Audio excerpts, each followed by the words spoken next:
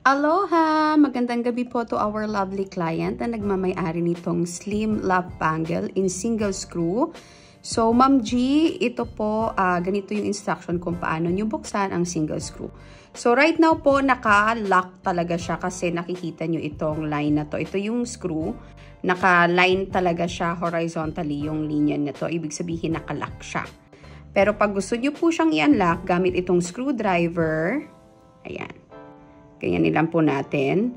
Pag hindi na po siya naka-align, ibig sabihin naka-unlock po siya. So, ayan lang po. Pihitin lang natin. And then, ayan.